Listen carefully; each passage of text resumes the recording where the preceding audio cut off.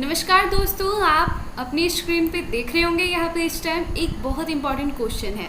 जी हाँ, ये question solve question है, यानी आपको बता दूँ आपकी एग्जामिनेशन की डेट आ चुकी है। हिस्ट्री का ये पूरा प्रश्न है फाइनल ईयर वालों के लिए, फाइनल ईयर स्टूडेंट के लिए बहुत इंपॉर्टेंट क्वेश्चन है जो अभी भी आपके लिए निकल के आ रही। तो चलिए दोस्तों, आपको इस पूरे वीडियो में बताते हैं कि आपके लिए इंपॉर्टेंट क्वेश्चन कहाँ से निकल के आया है। दोस्तों आपको बता दें, इग्नू की तरफ से हर साल बहुत सारे ऐसे क्वेश्चंस दिए जाते हैं। प्रीवियस ईयर के क्वेश्चंस बहुत इंपॉर्टेंट होते हैं। प्रीवियस ईयर के क्वेश्चंस आपके लिए काफ़ी इंपॉर्टेंट है और ये आपको दिखा रहे हैं प्रीवियस ईयर का क्वेश्चन जो 2018 का है। इसमें आपका क्वेश्चन 20 नंबर का एक क्वेश्चन है, इस्लाम के आगमन से पहले के अरब के इतिहास का यहाँ पे विवरण दीजिए। इस्लाम के आगमन से पहले अरब का इतिहास क्या था, इस पे आपको विवरण देना है।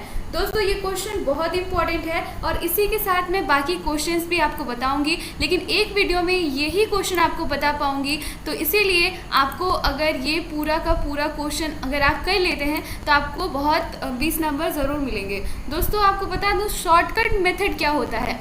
शॉर्टकट मेथड हमेशा से होता है कि अगर आप प्रीवियस ईयर के क्वेश्चंस यानी कि पिछले 3 साल के क्वेश्चंस अगर आप क्लियर कर लेते हैं तो आपका जो है एग्जामिनेशन आपका 100 पे 100 नंबर आप ज़रूर लाइएगा। शॉर्टकट तरीका क्या होता है, स्मार्ट तरीका क्या होता है एग्जामिनेशन को पास करने के लिए, तो सबसे स्मार्ट तरीका है आप प्रीवियस ईयर क्वेश्चंस को क्लियर कर लीजिए।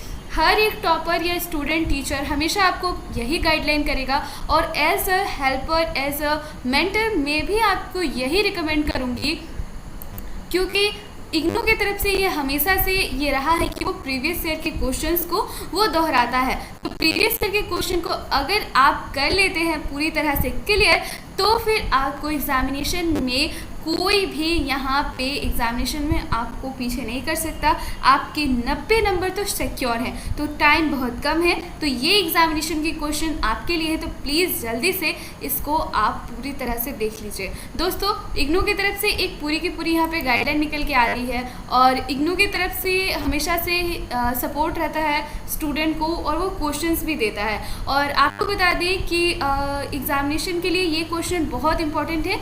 जून और जो दिसंबर एग्जामिनेशन दोनों के लिए है, क्योंकि क्वेश्चंस कभी नहीं बदलते, दोनों क्वेश्चंस ऑलमोस्ट सेम ही रहते हैं। तो टॉप मोस्ट ऐसे इंपॉर्टेंट क्वेश्चन है जो हमेशा से आपको आते ही आते हैं। तो चलिए इस पूरे क्वेश्चन पे आज हम चर्चा करते हैं और फ्री ऑफ कॉस्ट आपको इसका PDF में मिलेगा। तो प्लीज़ हमारे चैनल को जल्दी से सब्सक्राइब कर लीजिए। दोस्तों आपको बता दें, इस्लाम धर्म के आगमन से पहले अरब समाज की मूलभूत विशेषताओं के बारे में हम यहाँ पे चर्चा करेंगे। आप चाहे तो इसे नोट डाउन भी कर सकते हैं, लेकिन मुझे नहीं लगता कि आप को यहाँ नोट डाउन करने की ज़रूरत है, क्योंकि यहाँ से आपको इतने अच्छे से मैं समझाऊंगी, बस 5 मिनट में ही वीडियो पूरी कंप्लीट हो जाएगी और आप इसका आंसर खुद लिखने लगेंगे। इस्लाम धर्म के आगमन से पहले के अरब समाज की मूलभूत विशेषताओं का रेखांकित कीजिए। अरब समाज, अब इस्लाम धर्म जो आया था वो कब आया था? 600 ईस्वी पूर्व में, 600 ईस्वी में, यानी भारत में इस्लाम धर्म की आगमन जो हुई वो 600 ईस्वी में हुई थी। उसके बाद से ही उसका असर कम से कम 100 से 200 साल के बाद यहाँ पे उसका असर होना शुरू होने लगा। ईसा के 1000 वर्ष पहले ही अरब प्रायद्वीपों यानी केंद्र दक्षिणी हिस्से में शक्तिशाली राजवंशों का उदय था। ये तो हमें पता है कि भारत हमेशा से ही शक्तिशाली राजवंशों का मूल गढ़ रहा है। कह लें महाराणा प्रताप से लेके या हम कहें चौल वंशों तक का। आपको बता रही है गुप्त साम्राज्य भी आया, गुप्ता डायनेस्टी, उसी के साथ बहुत सारे राजपूताना वंश, उसी के साथ उसके बाद यहाँ पे आगमन हुआ इस्लाम धर्म का। इस हिस्से में मिट्टी उपजाऊ थी। अब यहाँ पे हम बता दें अरब समाज, यहाँ पे देखिए भारत में मिट्टी उपजाऊ थी और सबसे पहले इस्लाम धर्म की आगमन यहाँ से कहा जा रहा है कि पंजाब के थ्रू हुई थी, यानी पंजाब के थ्रू उन्होंने एंट्री ली थी यहाँ पे और वो यहाँ पे इस्लाम धर्म की स्थापना के लिए आए थे। लोबाना जो महंगी वस्तुएं थी, लोबान का उत्पादन बड़े स्तर पर किया जाता था। इन राज्यों में शाही शासक पुरोहित होते थे। लाल सागर और हिंद महासागर के बीच में होने के कारण व्यापार काफ़ी इम्पोर्टेंट होता है। किसी भी समाज के विकसित हो या फिर किसी भी धर्म का विकास हो, आप मेनली देख सकते हो जितने भी रिश्ते बने हैं इंटरनेशनल दूसरे देशों से, वो जो है व्यापार को लेकर काफ़ी बड़े हैं। चाहे आप चीन की दीवार का एक उदाहरण ले सकते हैं, जो सिल्क रूट है उसका भी एक उदाहरण ले सकते हैं। उसी के उदाहरण के थ्रू आपको बता दूं कि हमेशा से व्यापार बहुत ही बड़ा एक सहयोग कर रहा है किसी भी देश से जुड़ने के लिए। ये बात हमेशा से लागू हो रही है, चाहे कोई भी मार्ग से हो। मार्ग अलग अलग हो सकते हैं, समुद्री मार्ग से हो सकता है या फिर देखा गया है कि बहुत ज़्यादा रूट्स बनाए गए थे स्पेशली व्यापार करने के लिए। तो व्यापार के साथ यहाँ पे धर्म की भी स्थापना हुई थी। दक्षिण अरबियों ने मूलभूत मार्ग से उत्तर की ओर व्यापार स्थापित किया। इसमें बंधुओं के कबीले का शामिल किया गया। ये आर्थिक क्रियाओं में काफ़ी सहायक रहे।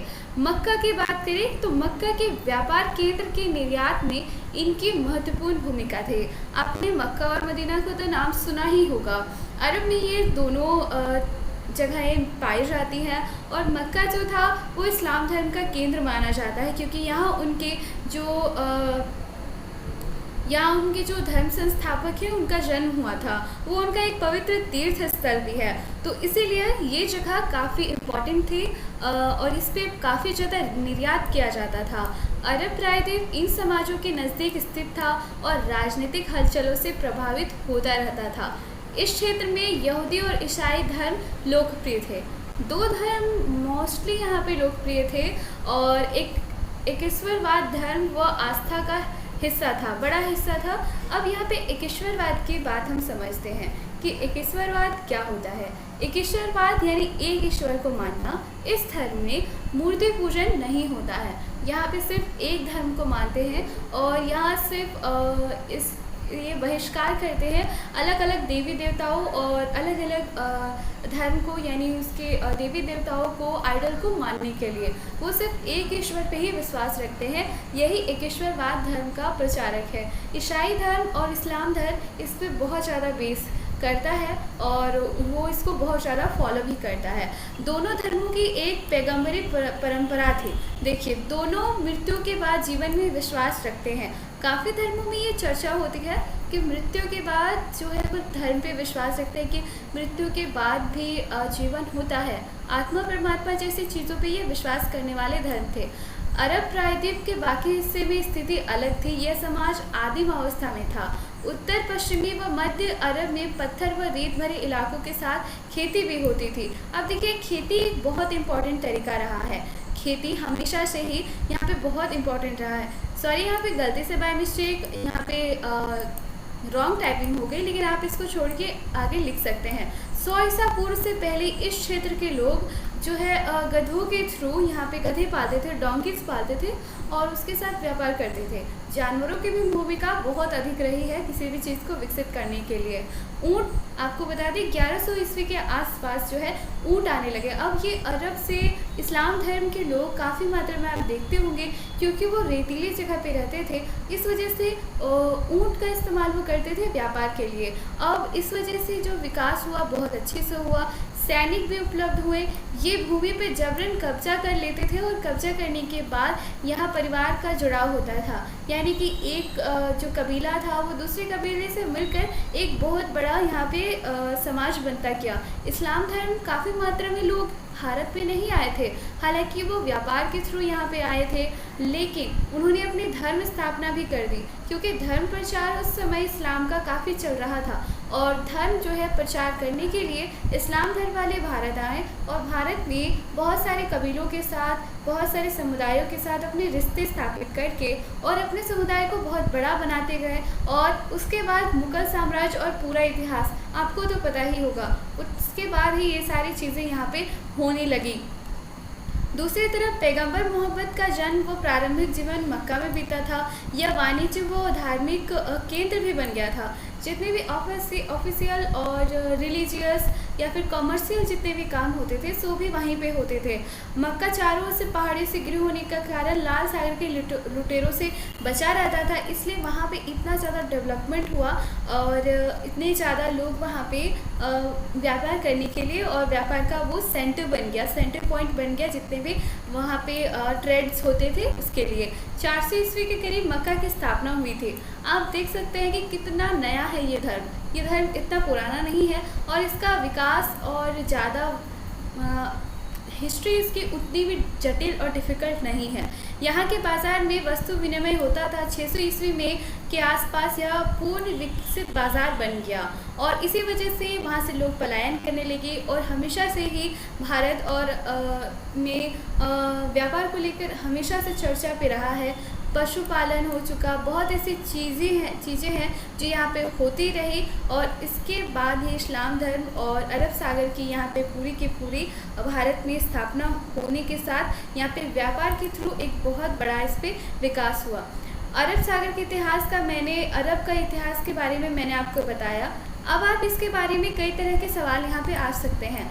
अरब का इतिहास इस्लाम को लेकर कितना जुड़ा हुआ है या फिर अरब का इफ़ेक्ट इस्लाम पे कितना है, इस तरह के सवाल अगर आप पे आए तो आप ज़रूर यही उत्तर उसमें लिखिएगा।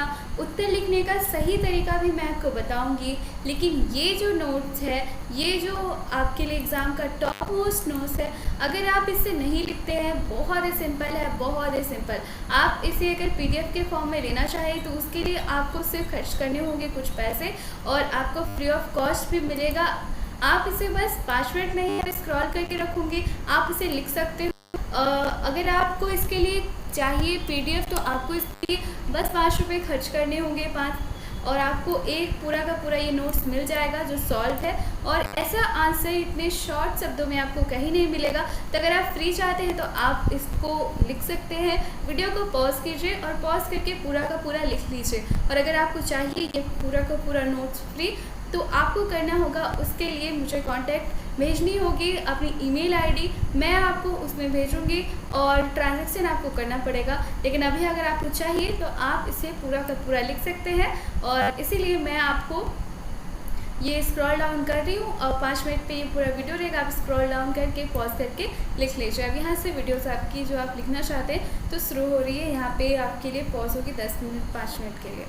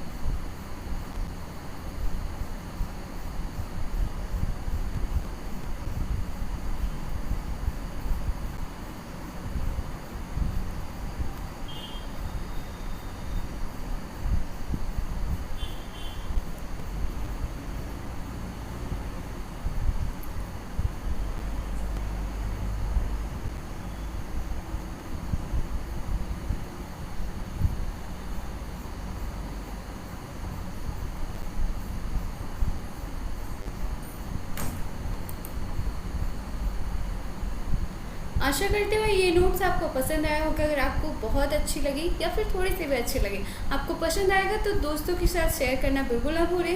सबकी मदद कीजिए। उसी के साथ आपको आगे के जितने भी क्वेश्चंस हैं, कोई भी टॉपिक है, आप मुझे बताइए। आपका वो क्वेश्चंस मैं ज़रूर उस पर आपको समझाने की कोशिश करूँगी और आपके लिए नोट्स भी लेके आऊँगी। तो इसी के साथ इस वीडियो में बस इतना ही। फिर मिलते हैं अगले वीडियो पे। Thank you.